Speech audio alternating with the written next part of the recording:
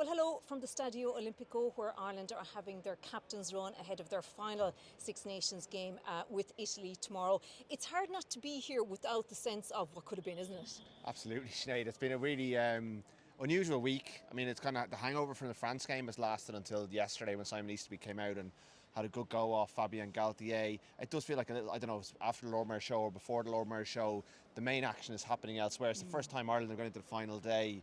I know they could win the title, but it's so unlikely with so little kind of appearing to be on the line. So yeah, it's a strange one, but you know, I think by the time we get kick off here tomorrow, and you know, there's so many Irish people over here, like everywhere you turn you're bumping into a green jersey. I think the atmosphere will be good and they'll look to sign off on a high with what is a very strong team. Yeah, it is a strong team, isn't it, Cian? It's a strong team. There's a strong Irish travelling support over here. I was just talking to the IRFU there, and they reckon that conservatively there'll be 25 to 30,000 Irish fans here tomorrow, which will be incredible. Obviously they all travelled with the hope that there'd be a Grand Slam or a title potentially on the line. Look, you'll never know. I know how the chances are pretty slim, and I agree with you, Rod. It has been a strange week. It feels like we haven't quite moved on from that France defeat, and I don't think, look, Ireland have a chance to put things right, but I think they'll be really stewing over that defeat themselves for a while to come yet. But it's a strong team. I think, ironically, it's a stronger 23 than Ireland had last week. I think if you had offered this 23 to Simon Easterby last week, he would have snapped your hand off for it.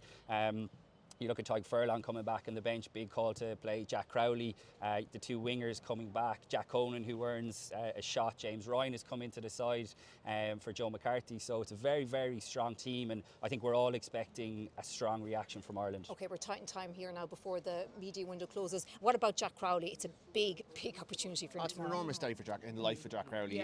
Like we've all been talking about him, writing about him for months and months and months, and him and Sam Prendergast in a battle that's going to go on for the next 10 years potentially, but in terms of the next couple of years, if he plays well tomorrow, it's a message to the Irish management that he's here to stay, that he's going to fight for this jersey, that he's going to try and see off Sam Prendergast and make sure he needs to perform.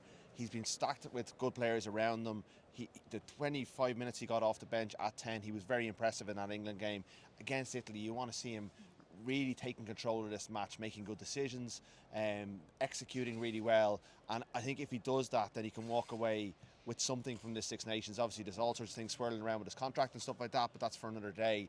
I think what Ireland need is a really clear performance from him, a really kind of good decision making, a good execution, and if he delivers that, that's all they can ask for. OK, let's squeeze the last drop out of this, Cian. What are you looking for tomorrow?